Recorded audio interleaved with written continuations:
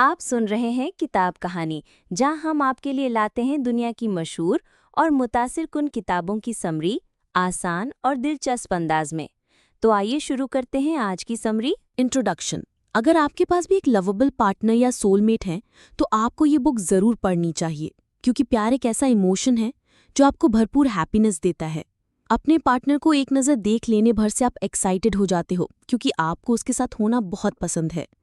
लेकिन क्या आपको कभी अपने पार्टनर की अनोइंग हैबिट्स के साथ डील करना पड़ा है? अपने पार्टनर के डिफरेंट ओपिनियंस और चॉइसेस के बारे में क्या कहेंगे? कैसे हैंडल करते हैं इन सिचुएशंस को? आपने अपने रिलेशनशिप को कैसे संभाला? उसे जारी रखा या उस पर गिव अप कर दिया? इन सभी क्वेश्चंस के आंसर आपको इस बुक में मिलेंगे। ये बुक आपको अपने पार्टनर के साथ डिफरेंसेस पर डील करना सिखाती है, उसकी गलतियों और अनएक्सपेक्टेड बिहेवियर को एक्सेप्ट करने का रास्ता बताती है। ओवरऑल आप अपने पार्टनर की सभी बातों से प्यार करना सीख जाएंगे, फिर चाहे वो सिमिलैरिटीज हों या डिफरेंसेस। और एंड में आपको रियलाइज होगा कि दो लोगों में डिफरेंसेस होना नेचुरल है, वो होगा ही, लेकिन ये मैनेजेबल है। बस आपको इनसे डील करने का सही रास्ता खोजना होगा। अगर आप अपनी लव लाइफ को लेकर एक नए पर्सपेक्टिव को सर्च कर रहे हैं और अपने पार्टनर के साथ रिलेशनशिप को स्ट्रॉन्ग करना चाहते हैं, तो आपको ये बुक पढ़नी चाहिए, जिसके बाद आप अपने रिलेशनशिप में वाबी साबी के लव प्रिंसिपल्स को भी अप्लाई कर रिलेशनशिप को और ज़्यादा लवेबल बना सकते हैं। जेनरस हार्ट का होना।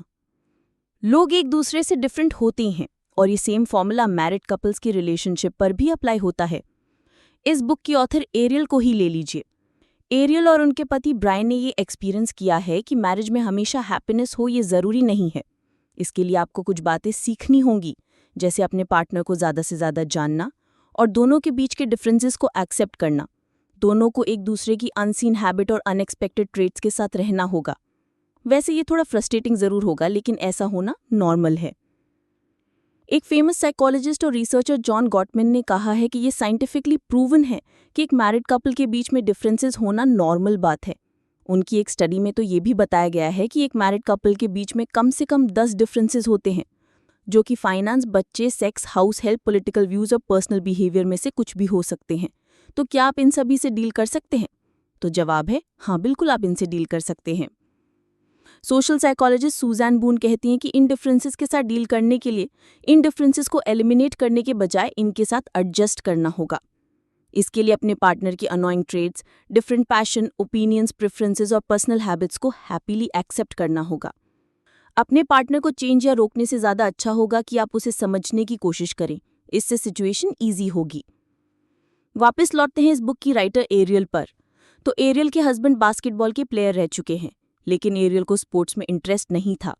इसका एक बड़ा कारण ये भी है कि एरियल के फादर हमेशा फुटबॉल मैच देखने में बिजी रहते थे और एरियल हमेशा उनका अटेंशन ग्रैब करने की कोशिश करती रहती थी। एरियल को अपने फादर का अटेंशन ग्रैब करने के लिए एक स्पोर्ट्स गेम से कम्पीट करना बिल्कुल भी पसंद नहीं था। उसकी तो ये विश थी कि उसका होने वाला हस्बैंड कोई फुटबॉल लवर ना हो, लेकिन उसकी किस्मत में एक बास्केटबॉल प्लेयर लिखा था। एक तरफ ब्रायन है जिसे बास्केटबॉल गेम देखना पसंद है, और दूसरी तरफ एरियल है जो स्पोर्ट्स में इंटरेस्ट लेने की पूरी ट्राई करती है। इसके लिए एरियल ने अपने रिलेशनशिप में वाबी साबी के फॉर्मूला को अप्लाई किया, जो उसने अपने फ्रेंड मौजी से सीखा था। मौजी एरियल की सिचुएशन से रिलेट कर पा रही थी, क्योंकि उसे भी ऐसे ही एक die hard football fan Johnson से प्यार था। मौजी को भी जॉनसन के स्पोर्ट्स इंटरेस्ट को एक्सेप्ट करना पड़ता था। वो इसलिए एक्सेप्ट करना चाहती थी ताकि वो अपने हस्बैंड के साथ कुछ टाइम इंजॉय कर सके। इसके लिए मौजी ने जॉनसन से फुटबॉल रिलेटेड क्वेश्चन पूछे और उन्हें एक छोटी नोटबुक में लिख लिया, जैसे कि फुटबॉल में ग्राउंड पर प्लेयर पोजीशंस क्या होती हैं, गेम के रूल्स क्या हैं, एनएफएल टीम के बारे में जानकारी, साथ ही प्लेयर्स और कोचेस के बारे में नॉलेज। वो लास्ट तक इसके बारे में सीखती और पढ़ती रही। इसके कारण अब मौजी अपने हस्बैंड और बेटे के साथ बैठकर फुटबॉल के बारे में बात भी करती है और गेम भी इंजॉय करती है। उसका बेटा भी फुटबॉल का दीवाना है। डायन और जेरी की भी कुछ सेम स्टोरी है। डायन को क्लोथ्स की शॉपिंग करना बहुत पसंद है, इनफैक्ट ये उसका बेस्ट टाइम पास है। लेकिन जेरी को उसका शॉपिंग करना बिल्कुल भी पसंद नहीं है। जब डायन अपने कपड़ों को ट्राई करने में बिजी रहती है, तब जेरी इम्पेशेंटली बाहर खड़ा उसका वेट करता है। एक बार ऐसे ही जेरी बाहर खड़ा भगवान से प्रे कर रहा था कि कैसे वो इस सिचुएशन से डील करे, लेकिन तभी एक आंसर मिलता है। जेरी ने एक पेन लिया और बाहर वेट करते हुए डायन के लिए पोएम लिखी। जब उसने डायन को पोएम दिखाई तो उसे बहुत अच्छी लगी और इसके बाद ही एक रूटीन बन गया। जेरी डायन के लिए डिपार्टमेंट स्टोर के बाहर वेट करते हुए पोएम लिखने लग गया। तो ये वाबी साबी का प्रिंसिपल यही कहता है कि आपके पास एक जेनरस हार्ट और ओपन माइंडसेट होना चाहिए जो आपके पार्टनर और आपके डिफरेंसेस को एक्सेप्ट कर सके। आपको ये जरूर समझना होगा कि आपके और आपके पार्टनर की पर्सनल चॉइसेस और पैशन दोनों अलग हैं। आपको हमेशा अपना बेस्ट ट्राई करना है जिससे आप चीज़ों को एक साथ एक्सेप्ट कर सकें, लर्न कर सकें और दोनों एक साथ एंजॉय कर सकें। अनोइंग से इंजॉइंग का सफर। ऐसा कहा जाता है कि परफेक्ट रिलेशनशिप जैसी कोई चीज नहीं होती है। दो स्ट्रेंज पर्सनालिटीज में जब प्यार होता है तो थोड़ी तकरार और कमियां जरूर होंगी। आपको बस अपने डिफरेंसेस को थोड़ा एडजस्ट करना है और दोनों की स्ट्रेंथ को खोजकर उन्हें गले लगाना है। आप बस ऐसा सोचें कि किसी परफेक्ट पार्टनर की बजाय आपको एक ऐसा पार्टनर चाहिए जो कि आपके साथ सच्चा रहे और आपके साथ ग्रो कर सके। स्टार्टिंग में ये थोड़ा अनोइंग और फ्रस्ट्रेटिंग हो सकता है, लेकिन धीरे धीरे आप लर्न करेंगे और अपने रिलेशनशिप को और मजबूत करेंगे। और ये भी हो सकता है कि आपके पार्टनर का इम्परफेक्शन ही आपके लिए परफेक्ट हो। इसलिए नेगेटिव थिंग्स में से पॉजिटिविटी को सर्च करो, इसके बाद आपकी लाइफ भी मैजिक ऑफ लव से एनलाइटन होगी। इम्परफेक्शन पर मिसेस ली की ये स्टोरी आपको जरूर इंस्पायर करेगी। मिसेस ली अपने हस्बैंड के फ्यूनरल में स्पीच दे रही थी। उन्होंने अपने हस्बैंड की सबसे अनोइंग हैबिट को अपने स्पीच में याद किया। मिसेस ली के हस्बैंड रात सोते समय बहुत तेज आवाज में स्नोर करते थे, लेकिन हस्बैंड की डेथ के बाद अब मिसेस ली विश करती हैं कि उन्हें फिर से वो स्नोर साउंड सुनाई दे। इसका मतलब है कि मिसेस ली अपने हस्बैंड के उस इम्परफेक्शन को मिस कर रही थी जिससे वो अनोइंग फील करती रही जब उनके हस्बैंड जिंदा थे। इसी तरह जैन और फ्रेड की स्टोरी अपने पार्टनर्स के डिफरेंट प्रेफरेंसेस को एक्सेप्ट करने के लिए इंस्पायर करती है। स्टार्टिंग में तो दोनों अपने प्रेफरेंसेस को लेकर रिलैक्स थे, लेकिन फ्रेड ज्यादा रिलैक्स था। फ्रेड ने बताया कि वो अपने सिर के बाल रेयरली कोम करता था, जो जेन को पसंद नहीं था। जेन अपने हस्बैंड के मेसी हेयर्स को लेकर बहुत अनकंफर्टेबल थी, इसलिए जेन कोम लेकर फ्रेड के बाल संवार देती। हालांकि फ्रेड जेन की इस हैबिट से बहुत अनोइंग फील करता था, लेकिन उसे बाद में रियलाइज हुआ कि इसके पीछे जेन का कोई बैड इंटेंशन नहीं है, वो बस उसे प्यार करती है। इसलिए फ्रेड ने धीरे धीरे जेन की इस हैबिट को एक्सेप्ट कर लिया और उसे थैंक्स भी कहने लगा। इसके बाद जेन को भी ये बात समझ आई और उसने अपने हस्बैंड के केयरलेस नेचर को एक्सेप्ट करना स्टार्ट कर दिया। इस तरह जेन और फ्रेड ने एक दूसरे के प्रेफरेंसेस को समझा और अपने डिफरेंसेस से डील करना सीख लिया। तो इस चैप्टर में वाबी साबी का प्रिंसिपल हमें अपने पार्टनर के स्मॉल जेस्चर के लिए थैंकफुल होना सिखाता है। एक बार आप अपने पार्टनर के एक्शन के पीछे की पॉजिटिविटी को देखो, इसके बाद आप उनकी हैबिट को एंजॉय करोगे जिनसे कभी आप अनोइंग फील करते थे। वाबी साबी चॉइसेस। क्या आपने कभी अपने आप से पूछा है कि आपकी हैबिट कैसे बनी? तो इसका आंसर है डेली रूटीन। जी हाँ, हैबिट आपकी डेली रूटीन का पार्ट है, जो आप जाने अनजाने हर रोज रिपीट करते हो। रोज सेम रूटीन फॉलो करने के कारण आप भूल जाते हो कि आपने उस हैबिट को कब और कैसे सीखा। एक 8 साल की लड़की नैन्सी ने एक बार अपनी मम्मी से पूछा कि वो हमेशा मीट को दोनों एंड से कट क्यों करती है। तो उसकी मम्मी ने कहा कि उसकी दादी भी इसी तरह मीट कट करती थी, इसलिए वो भी ऐसे ही कट करती हैं। लेकिन जब नैन्सी की दादी आई तो उसने वही सवाल उनसे भी पूछा। इस पर दादी ने भी वही आंसर दिया जो नैन्सी की मम्मी ने दिया था। अब इस बात का आंसर जानने के लिए उन्होंने घर की elderly person, great grand mother को बुलाया। ग्रेट ग्रैंड मदर ने बताया कि वो उनका तरीका था मीट को बेकिंग पैन में पकाने का, जिसमें वो मीट के दोनों एंड को कट कर देती थी। और इस तरह फाइनली नैन्सी को अपना आंसर मिल गया। इस स्टोरी में नैन्सी की मदर और ग्रैंड मदर ने मीट के दोनों एंड को कट करने की हैबिट अपने ऑब्जर्वेशन से सीखी थी। उनके लिए मीट को पकाने का ये राइट वे था। उन्होंने कभी इसका रीजन नहीं पूछा। लोग जो काम लंबे टाइम से करते आ रहे हैं उसे ही राइट मानते हैं। हालांकि ये हैबिट्स और बिहेवियर तब तक ही क्वेश्चनेबल होते हैं जब तक इनके आंसर नहीं मिलते, और फिर कुछ टाइम बाद आपको रियलाइज होता है कि वो केवल आपके पर्सपेक्टिव से राइट था, दूसरों के पर्सपेक्टिव से सही नहीं था। इसी पर्सपेक्टिव के कारण आप फ्रस्ट्रेशन का शिकार होते हो जब आप किसी ऐसे पार्टनर से शादी करते हो जिसकी हैबिट्स और बिहेवियर्स आपसे डिफरेंट है।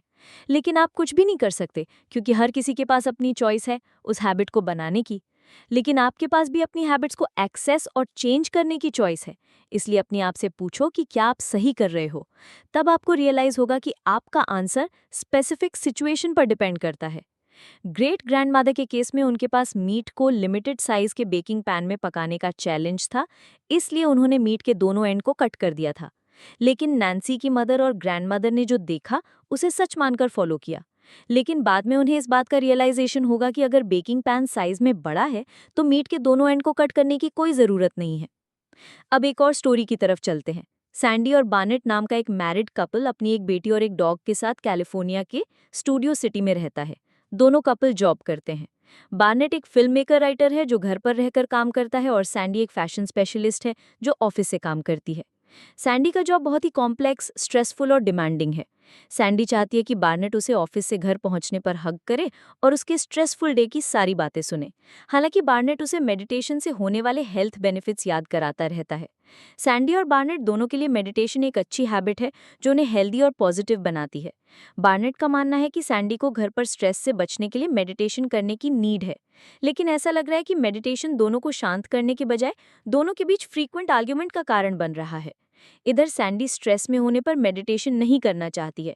सैंडी बात करके अपना स्ट्रेस खत्म करना चाहती है। वो चाहती है कि बार्नेट उसकी बात तब तक सुने जब तक उसे बेटर फील ना हो जाए। बार्नेट को जल्दी रियलाइज हो जाता है कि सैंडी ऐसे ही ठीक नहीं होना चाहती। वो चाहती है कि उसे सुना जाए। इसलिए अब जब भी सैंडी किसी स्ट्रेसफुल डे से होकर गुजरती है तो बार्नेट उसकी बातों को सुनता है।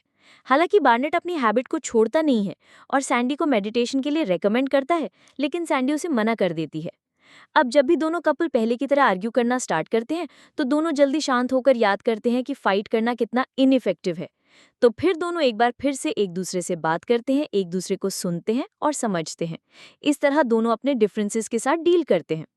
तो ये चैप्टर आपको सिखाता है कि आपकी हैबिट्स हर सिचुएशन के लिए सही नहीं है।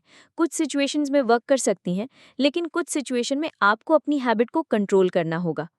तो इस चैप्टर में वाबी साबी का प्रिंसिपल हमें सिखाता है कि कैसे करंट सिचुएशन से डील करने के लिए राइट वे को चूज करना है और अपने पार्टनर के साथ डिसएग्रीमेंट को फिक्स करना है। ह्यूमर और ह्यूमिलिटी। कहते हैं कि लाफ्टर सबसे अच्छी मेडिसिन होती है। ये लोगों को क्लोज लाने का काम करता है। एरियल और ब्रायन का ह्यूमर भी सेम टेस्ट का है, जिसे आपस में शेयर कर दोनों साथ में हंसते हैं। एरियल को जो भी बात फनी लगती है उस पे वो इजीली हंस देती है। वहीं ब्रायन एक ऐसा फनी बंदा है जो अच्छे जोक्स और पंच लाइन्स थ्रो करता है। एक बार एरियल और ब्रायन प्लेन में लंबे सफ़र पर थे। फ्लाइट में दोनों के पास एक ऐसा आदमी बैठा था जो एक बुक पढ़ रहा था और लगातार हंस रहा था। एरियल ने क्यूरियोसिटी में उससे पूछ लिया कि वो लगातार इतना हंस क्यों रहा है, ऐसा इस बुक में क्या लिखा है। इस पर उस आदमी ने एरियल से बुक के 2 पेज पढ़ने को कहा। एरियल और ब्रायन दोनों ने उस बुक में से 2 पेज पढ़े और जोर जोर से हंसने लगे। उस बुक का नाम था लेटर्स फ्रॉम अ नट। इसके बाद दोनों को रियलाइज हुआ कि दोनों को बुक के ऑथर का ह्यूमर पसंद आया, इसलिए दोनों ने उसका लाइव इवेंट अटेंड किया और साथ में अपना टाइम एंजॉय किया। एक और स्टोरी की ओर चलते हैं जो गार्डन और जोआन के बारे में है, जो एक दूसरे को बहुत प्यार करते हैं, लेकिन जब भी फूड की बात आती है तो दोनों के पर्सपेक्टिव डिफरेंट होते हैं। जोआन खाने को लेकर बिल्कुल चिंता नहीं करती है, क्योंकि जब भी वो भूखी रहती है तो उसका ब्लड शुगर ड्रॉप हो जाता है। उधर गार्डन बिल्कुल डिफरेंट ट्रैक पर चलता है। उसे फूड की शॉपिंग करना, प्रिपेयर करना और डिलिशियस फूड खाना बहुत पसंद है। ये उसे एक प्लीजिंग फील देता है। एक बार दोनों मैक्सिको जा रहे थे। रास्ते में दोनों लंच करने के लिए एक रेस्टोरेंट पर रुके। जोआन को फील हो रहा था कि ज़्यादा देर भूखी रहने से उसका ब्लड शुगर ड्रॉप हो रहा है, लेकिन वो जिस रेस्टोरेंट पर लंच के लिए रुके थे वो संडे की वजह से बंद था। जोआन और गार्डन दोनों एक और रेस्टोरेंट की तलाश में सुनसान सड़क की तरफ चले गए। इधर क्योंकि जोआन अपनी भूख और ब्लड शुगर लेवल को लेकर कंसर्न थी, इसलिए दोनों ने नेक्स्ट रेस्टोरेंट पर जाकर खाना खाने का प्लान किया। हालांकि जोआन को ये रेस्टोरेंट पसंद नहीं आया, क्योंकि ये ज़्यादा फैंसी और एक्सपेंसिव रेस्टोरेंट था। जोआन चाहता था कि कुछ दूर दूसरे ब्लॉक में जाकर एक बजट फ्रेंडली रेस्टोरेंट को ढूंढे जिसमें अच्छा खाना मिलता हो। हालांकि जोआन ने उसी रेस्टोरेंट में खाना खाने पर इंसिस्ट किया। गार्डन नेक्स्ट मॉर्निंग में हुई बात को भूल नहीं पाया और उसने जोआन से बात की। उसने जोआन से पूछा कि क्या वो ग्रीक माइथोलॉजिकल पोएट ऑर्फियस को जानती है, जिसने अपनी बिलोवेड पार्टनर यूरिडाइस की डेथ पर मॉर्निंग सॉन्ग गाया था। जोआन ने कहा कि वो ऐसे किसी पोएट के बारे में नहीं जानती है। इस पर गार्डन जोआन को उस ग्रीक पोएट की कहानी सुनाता है। गार्डन बताता है कि कैसे ग्रीक पोएट ऑर्फियस अपनी पार्टनर यूरिडाइस को मरने के बाद वापस लाने के लिए एफर्ट करता है। ऑर्फियस गॉड ऑफ डेथ हेडिस से एक डील करता है। डील के मुताबिक ऑर्फियस अपनी पार्टनर यूरिडाइस को वापस जिंदा करने के लिए धरती पर ले जा सकता था, लेकिन गॉड ऑफ डेथ हेडिस की शर्त थी कि चाहे कुछ भी हो जाए, धरती पर पहुंचने तक ऑर्फियस अपनी पार्टनर यूरिडाइस को पलटकर नहीं देखेगा। अब दोनों धरती की ओर जाने लगे, लेकिन बीच रास्ते में यूरिडाइस ने अपने पार्टनर से उसकी ओर देखने की जिद की, जिसके बाद ऑर्फियस ने उसे पलटकर देखा। लेकिन ऑर्फियस के पलटकर देखते ही यूरिडाइस फिर से मरने लगी और धीरे धीरे गायब हो गई। ऑर्फियस को ये रियलाइज हो गया कि ये सब गॉड ऑफ डेथ की शर्त को फॉलो नहीं करने का रिजल्ट था। स्टोरी सुनाने के बाद गार्डन ने जोआन से पूछा कि उसे स्टोरी सुनकर कैसा फील हुआ। इस पर जोआन ने कही कि उसे गार्डन के फेस पर पंच मारने जैसा फील हुआ और उसके इस आंसर को सुनकर दोनों हंसने लग गए। तो गार्डन का इस स्टोरी से ये बताने की ट्राई कर रहा था कि वो जोआन के लिए सब कुछ करने को रेडी है, लेकिन जोआन को भी उस पर ट्रस्ट करके उसकी लाइफ गार्डन के साथ शेयर करना चाहिए, जिससे गार्डन उसे गाइड कर सके। कुछ टाइम बाद गार्डन को जॉन के फ्रीक्वेंटली ईटिंग हैबिट के पीछे की साइकोलॉजिकल नीड समझ में आ गई। इसके बाद उसने इस बात का ध्यान रखा कि जॉन के बैग में हमेशा एक चॉकलेट बार का पैकेट रहे ताकि उसे भूख लगने पे कोई प्रॉब्लम ना हो। गार्डन और जॉन की स्टोरी को आप एनोइंग सिचुएशन से निकलने के लिए यूज़ कर सकते हैं और इस तरह आप सपोर्ट और प्यार को एक्सप्रेस करके अपने पार्टनर की कमियों को एक्सेप्ट कर सकते हैं। यहाँ वाबी साबी का प्रिंसिपल हमें सिखाता है कि कैसे आप हैवी एनवायरनमेंट को ईजी करके बड़े काम वे में अपने पार्टनर के साथ बात करके उन मैटर्स को सॉर्ट कर सकते हो जिनसे आप दोनों को फ्रस्ट्रेशन होता है। It's never too late. Life में हर कोई मिस्टेक करता है, लेकिन उन मिस्टेक को नेगेटिव से पॉजिटिव करने के लिए आपको ऑनेस्टली ट्राई करना होगा। इसके लिए जो फर्स्ट चीज़ आपको फॉलो करनी है वो है लर्न टू फॉरगिव। मिया और जीन पॉल ऑलमोस्ट 3 डेकेड से लवर्स, बेस्ट फ्रेंड और सोलमेट्स हैं। उन्हें 3 बेटियां हैं और दोनों हैप्पीली मैरिड हैं। शादी के कुछ दिनों बाद ही जीन पॉल को कंपनी ने वेनेजुएला भेज दिया था। इधर मिया उसके लौटने का वेट कर रही थी और उसे मिस भी कर रही थी। फाइनली वो दिन आ गया जब जीन पॉल रिटर्न आ रहा था, लेकिन जब मिया जीन पॉल को रिसीव करने एयरपोर्ट गई और मिली तो उसने फील किया कि इतने दिनों बाद मिलने और एक दूसरे को मिस करने की एनर्जी मिसिंग है। मिया को लगा कि जीन पॉल के साथ कुछ रॉन्ग हुआ है। बहुत देर तक दोनों ने एक दूसरे से ज़्यादा बात नहीं की, लेकिन फिर मिया ने इस ऑकवर्डनेस को ब्रेक करते हुए जीन से इस बारे में पूछा, लेकिन जीन ने कोई बात नहीं बताई। इस पर मिया को स्ट्रॉन्ग इंट्यूशन हुआ कि कुछ तो प्रॉब्लम है। इस बार उसने और स्पेसिफिकली जीन पॉल से सवाल पूछे। मिया ने कहा कि उसे पता है कि वेनेजुएला में कुछ तो हुआ है, लेकिन उसे सिर्फ 2 चीज़ पता करनी है, उस दूसरी वुमन का नाम और वो कैसी दिखती है। इस सवाल को सुनकर जीन पॉल सरप्राइज हो गया। कुछ देर बाद उसने इफेलिया के साथ रिलेशनशिप के बारे में बताया। जीन ने बताया कि इफेलिया वेनेजुएला में उसकी सेक्रेटरी थी जो 34 ईयर्स ओल्ड है। जीन को इफेलिया के लाइफ की ट्रैजिक स्टोरीज के कारण सिंपैथी थी, जिसके कारण उन दोनों का अफेयर हो गया। जीन ने मिया को इफेलिया की लाइफ स्टोरी बताई, जिसमें इफेलिया के साथ 3 मेजर इंसिडेंट हुए थे। एक, जब उसके फादर ने सुसाइड कर लिया था। दूसरा, जब उसके बॉयफ्रेंड की हार्ट अटैक से डेथ हो गई थी। और तीसरा, जब एक आदमी ने उसे शादी का प्रॉमिस कर किसी और से शादी कर ली और इफेलिया को प्रेग्नेंट कर छोड़ के चला गया। इस ट्रैजिक स्टोरी के कारण जीन को इफेलिया से सिंपैथी हो गई, जिसे वो प्यार समझ बैठा था। मिया इस बात से एंग्री भी थी और साथ ही पेन में भी थी। हालांकि उसने इस बात को जीन पॉल के सामने शो नहीं किया। मिया इस कंफ्यूजन में थी कि अपनी मैरिज को सेव करे या जीन पॉल को उसकी लाइफ के लिए फ्री छोड़ दे। उसने तो जीन पॉल को यहाँ तक कह दिया था कि वो इफेलिया के साथ हैप्पी है तो उसे कोई प्रॉब्लम नहीं, वो उनके रास्ते में नहीं आएगी। हालांकि बाद में जीन को रियलाइज हुआ कि वो मिया से ज़्यादा प्यार करता है। उसने इफेलिया के साथ अफेयर को एंड कर मिया के साथ रहने का डिसीजन लिया। जीन पॉल जब वापस वेनेजुएला गया तो वो इफेलिया के साथ रिलेशनशिप एंड करने के लिए प्रिपेयर था, लेकिन वहां जाते ही इफेलिया ने जीन को बताया कि वो प्रेग्नेंट है और जीन उसके बच्चे का फादर है। ये बात सुनकर जीन शॉक्ड हो गया और उसे मिया के लिए बहुत गिल्टी फील हुआ। लेकिन जीन पॉल और इफेलिया ने बच्चे की रिस्पॉन्सिबिलिटी को एक्सेप्ट किया और मिया को इस बारे में इन्फॉर्म किया। इस न्यूज़ से एक बार फिर मिया पेन और एंगर में थी। वो इस डिफ़िकल्ट टाइम में स्ट्रेंथ के लिए भगवान से प्रे कर रही थी। उसने अपनी सिचुएशन के साथ एडजस्ट करने की ट्राई की और खुद को अब्यूज्ड वुमेन को सहारा देने वाले शेल्टर में वॉलंटियर के रूप में काम किया। मिया ने ये सीखा कि यहाँ ऐसी कई और वुमेन थी जिनके साथ उससे भी बुरा हुआ है। उसने रियलाइज़ किया कि इतना सब होने के बाद भी वो जीन पॉल से प्यार करती है और अपने रिलेशनशिप और प्यार को रिन्यू करना चाहती है। इसके बाद मिया ने अपने हस्बैंड जीन पॉल को फॉरगिव करते हुए रिलेशन को कंटिन्यू किया। इसके बाद इफेलिया और जीन पॉल ने भी अपनी इंटीमेट अफेयर को स्टॉप किया और बेटी सबरीना के साथ रहने लगे। मिया भी वेनेजुएला शिफ्ट हो गई और उसने इफेलिया और जीन की बेटी को भी एक्सेप्ट किया। मिया अपने हस्बैंड को बेटी सबरीना के साथ टाइम स्पेंड करने देती है। इस स्टोरी में वाबी साबी का प्रिंसिपल ये सिखाता है कि कैसे आप खुद को और अपने पार्टनर को किसी बात के लिए फॉरगिव कर सकते हैं। फॉरगिव करने से आप दोनों एक दूसरे के साथ हैप्पीली रह सकते हैं। इंटीमेसी का मतलब सिर्फ सेक्सुअल इंटरकॉर्स ही नहीं होता है। किसी के साथ डीप रिलेशन को भी इंटीमेसी कह सकते हैं। इंटीमेसी एक ऐसा सोलमेट टाइप का कनेक्शन है जिसमें आप फील करते हैं जैसे आपको किसी friend, partner, parent, co-worker, siblings, child या पेट ने देखा, समझा और कंफर्टेबल किया। ये एक ऐसी फीलिंग है जिसमें आप खुद को किसी और की साइड से घर पर होने जैसा फील करते हो, जहां आप बिना प्रिटेंड किए खुद की तरह रह सकते हो। इस चैप्टर में एक ऐसी ही स्टोरी से गुजरते हैं। ये स्टोरी है वैंडी और फ्रैंक की, जो इंटीमेसी को रिप्रेजेंट करती है। वैंडी को सेक्सुअल एडवेंचर्स पसंद है क्योंकि वो चाहती है कि उसकी पूजा हो, लेकिन फ्रैंक को सेक्स से हेजिटेशन है क्योंकि उसकी मदर का सेक्स को लेकर एक्सपीरियंस अच्छा नहीं रहा। उसकी मदर बिना पेनिट्रेशन के प्रेग्नेंट हो गई थी। हालांकि उसकी मदर और उस आदमी दोनों ने बच्चे की रिस्पॉन्सिबिलिटी को एक्सेप्ट करते हुए शादी कर ली थी, जिसके 4 साल बाद फ्रैंक का बर्थ हुआ। फ्रैंक की अपब्रिंगिंग एक अनहेल्दी एनवायरनमेंट में हुई, जहां एक और उसकी मदर का अफेयर नेबर के साथ चल रहा था और फादर धीरे धीरे दूर होते जा रहे थे। इसलिए जब वो बड़ा हुआ तो उसका सेक्स को लेकर फियर ख़त्म नहीं हुआ। इसी डर के कारण फ्रैंक का मानना था कि सेक्स से उसकी लाइफ ख़राब हो जाएगी। हालांकि उसने 20 साल की उम्र में एक बार एक लड़की के साथ ही एक्सपीरियंस लिया था, लेकिन उसके बाद दोनों का रिलेशनशिप केवल 18 महीने तक ही चला। इसके बाद फ्रैंक कंफ्यूज्ड और गुमसुम रहने लगा।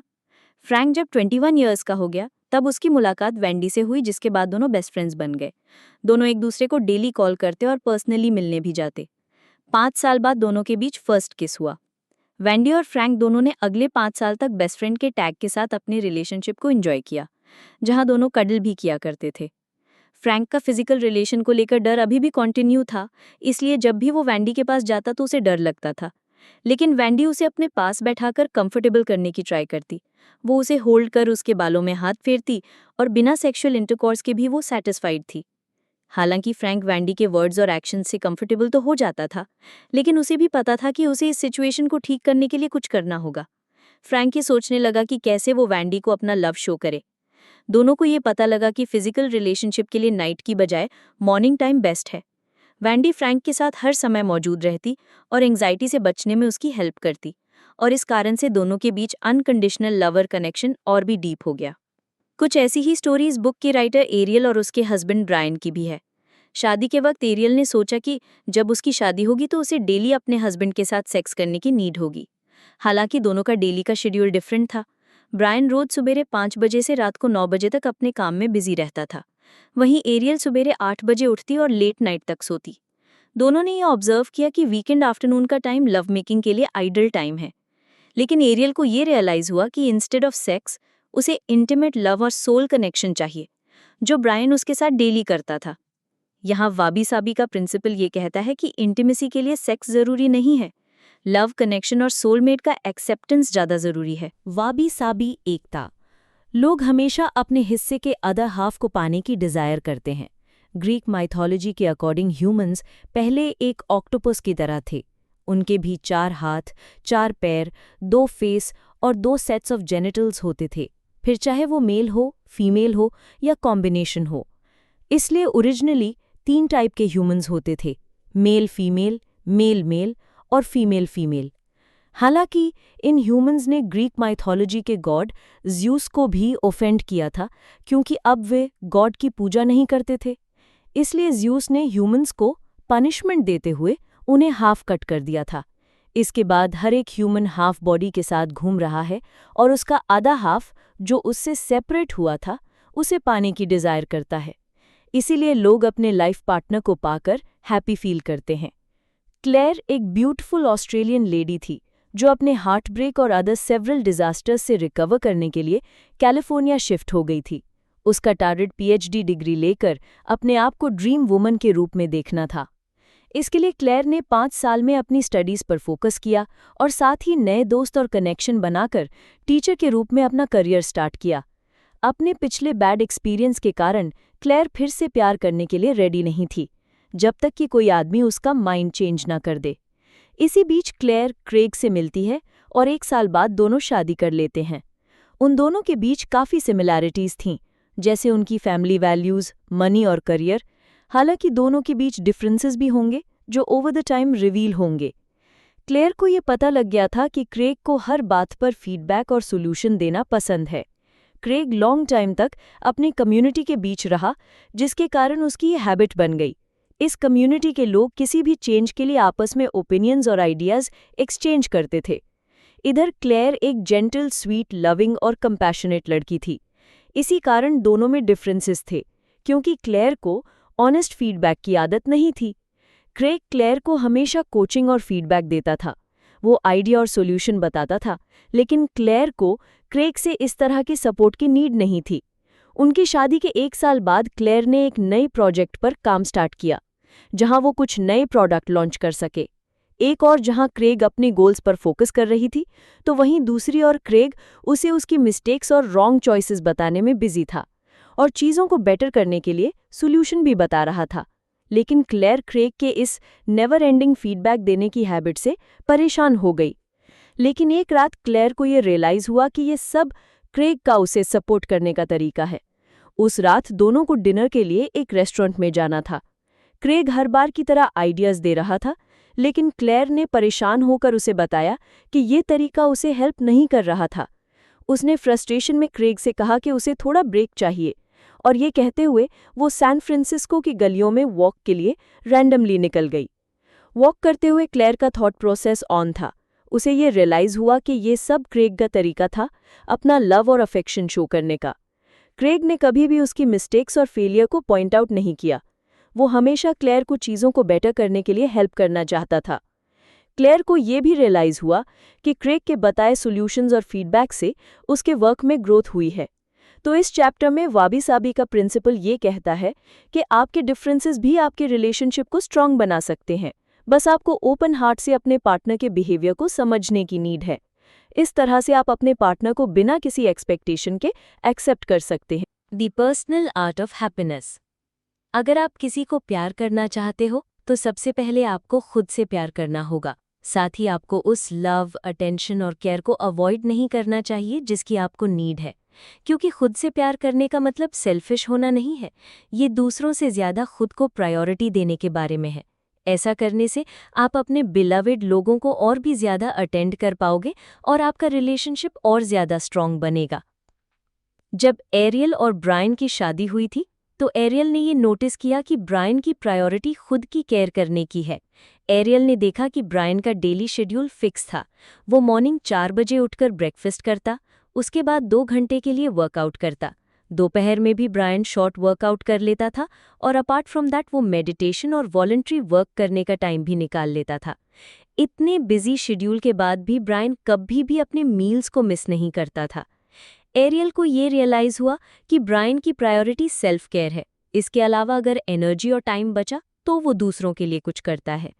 ये सब देखकर एरियल ने भी डिसाइड कर लिया कि अब वो खुद को प्रायोरिटी देगी, जिसे वो अब तक इग्नोर करती आई है। उसने डेली एक्सरसाइज करना स्टार्ट कर दिया, जिससे उसे peace of mind, good health और ओवरऑल हैप्पीनेस मिलने लगी। अमेरिका के फॉर्मर प्रेसिडेंट बराक ओबामा और उनकी वाइफ मिशेल ओबामा की स्टोरी भी सिमिलर है। दोनों डिफरेंट पर्सनैलिटीज़ को कैरी करते हैं। मिशेल एक टॉल, ब्यूटीफुल और स्मार्ट एथलीट वुमेन है, वहीं बराक एक सिंपल, फनी और डाउन टू अर्थ मैन है। जब दोनों की मुलाकात हुई थी तो बराक को मिशेल फर्स्ट लुक में ही अट्रैक्टिव लगी थी, लेकिन मिशेल थोड़ी अलग थी। अपने करियर को लेकर मिशेल के बिग ड्रीम्स थे, लेकिन बराक ने भी गिव अप नहीं किया और ट्राई करते रहे। एक दिन संडे को मॉर्निंग में एक कम्युनिटी मीटिंग थी जहां दोनों का जाना हुआ था।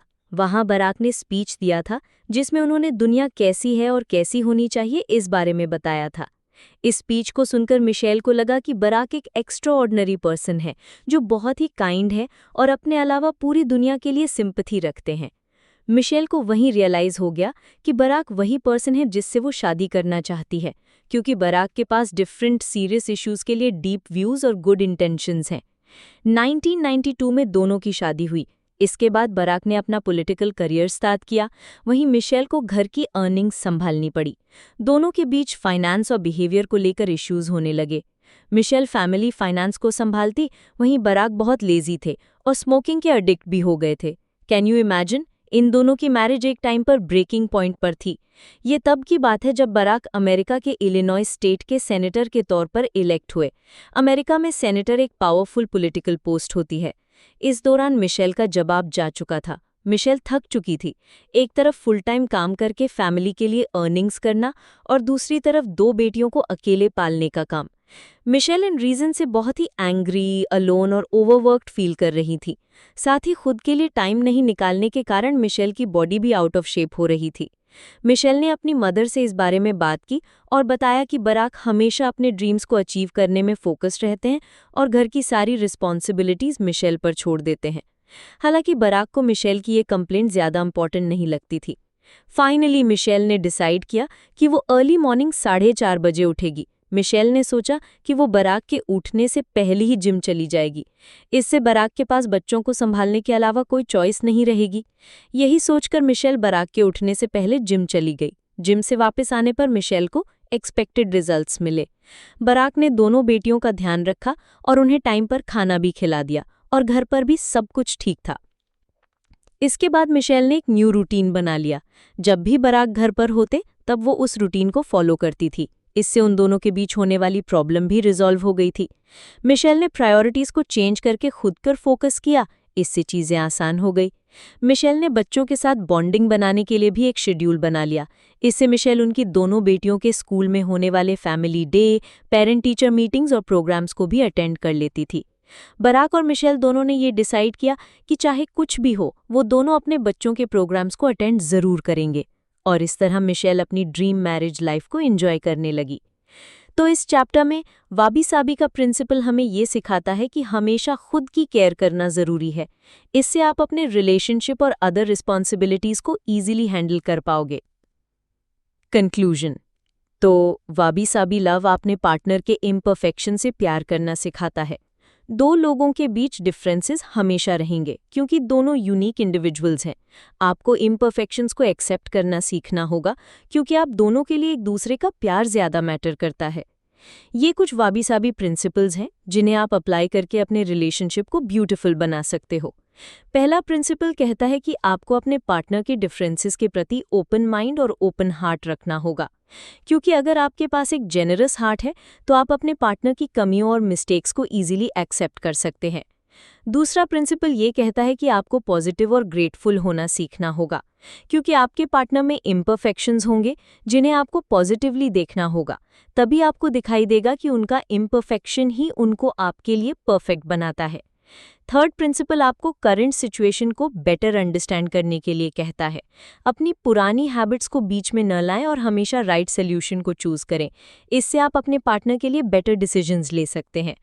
फोर्थ प्रिंसिपल कहता है कि जब भी अपने पार्टनर से डिसएग्रीमेंट हो तो मूड को थोड़ा लाइट करें। कुछ फनी बातें या जोक्स सुनाकर पार्टनर को खुश करें और सिचुएशन को ईजी करें, क्योंकि अगर आप दोनों कूल रहेंगे तो किसी भी प्रॉब्लम को बात करके फिक्स कर सकते हो। फिफ्थ प्रिंसिपल आपको सिखाता है कि हमेशा माफ़ करना सीखो। मिस्टेक्स और फेलियर दोनों लाइफ के पार्ट हैं, इसलिए इनसे डील करने के लिए ओपन माइंड से रीज़न को समझकर सल्यूशन निकालो। सिक्स्थ प्रिंसिपल आपको इंटीमेसी के बारे में बताता है कि इंटीमेसी एक डीप सोल कनेक्शन है। इंटीमेसी का मतलब केवल फिजिकल रिलेशनशिप नहीं है, एक दूसरे को डीपली समझना भी इंटीमेसी है। सेवेंथ प्रिंसिपल सिखाता है कि अपने पार्टनर से एक्सपेक्टेशंस मत करो, क्योंकि आपके पार्टनर का आपके प्रति प्यार जताने का तरीका डिफरेंट हो सकता है। आपको उनके एफर्ट्स को अप्रिशिएट करना चाहिए। एट्थ प्रिंसिपल सेल्फ केयर के बारे में सिखाता है। आपको दूसरों से पहले खुद को हैप्पी और सिक्योर करना होगा।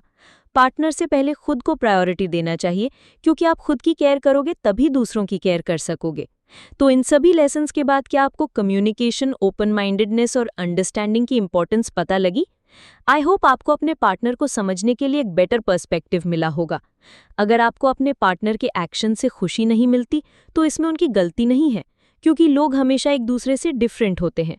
अगर आप उनसे प्यार करते हो तो आप उनके डिफरेंसेस को एक्सेप्ट करना और मिस्टेक्स को फॉरगिव करना सीख लोगे और एक अच्छा रिलेशनशिप बिल्ड करोगे। अगर आपको ये समरी पसंद आई हो तो वीडियो को लाइक करें, शेयर करें और चैनल को सब्सक्राइब करना ना भूलें, ताकि आपको हर नई वीडियो की बरवक्त इत्तला मिलती रहे। आप नीचे कमेंट्स में हमें ये भी बता सकते हैं कि अगली वीडियो में आप किस किताब की समरी सुनना चाहते हैं। इल्म बांटिए, सोच बदलिए। अगली वीडियो तक के लिए इजाज़त दीजिए।